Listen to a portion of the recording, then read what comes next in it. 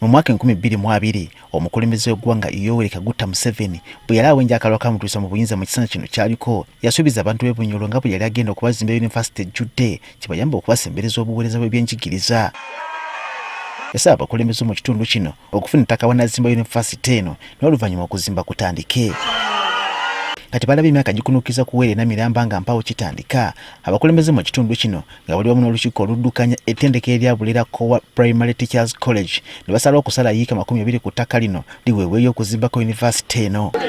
Bano batandikidde okwawula ensalosalo z'ettaka eriweereddwayo nga bwe fuba okuzimba tandikirewo bwe kiba kisoboka. Without the board being coerced, the board agreed that we give away 20 acres of Bulera land to the university, BUNYORO University, and we retain 23.6 acres for Bulera PTC. Amu ku batuuze abakwatibwako ensonga z'e Bunyoro bagamba ekitundu kyabwe kyasigalira nnyo emabega ng'ensonga y'ebyenjigiriza ebiriko ekkomo. Bunyoro erimu amagita mali nitutaba na university hakiri ekujja kutendeka abaana barakorayo bojonya abaana babanze bagende kusomera hara. Kyokka bagamba nti waliwo akabinja k'abaana b'obufuzi akabaddeko efunyidde ku ky'okulemesa okuzimba ettendekero lino bano basabye okutta ku bigere. All those who have been agents of confusion trying to divert the plans and processes of the establishment of Bunyoro University, please desist from bringing confusion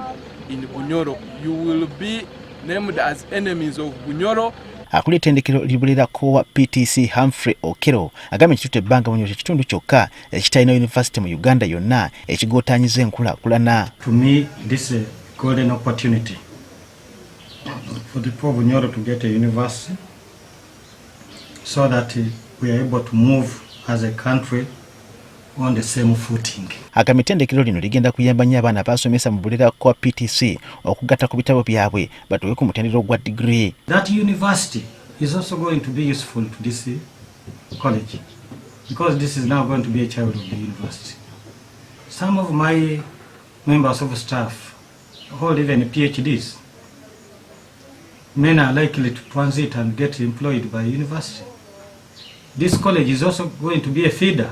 Awakanyiza ebize bimwogerwako yabadde yafuuka nkonge mu kuzimba yunivasite eno. An issue Bunyoro University has been so sensitive, and that's why for me I don't blame anybody who perceived me as blocking the university.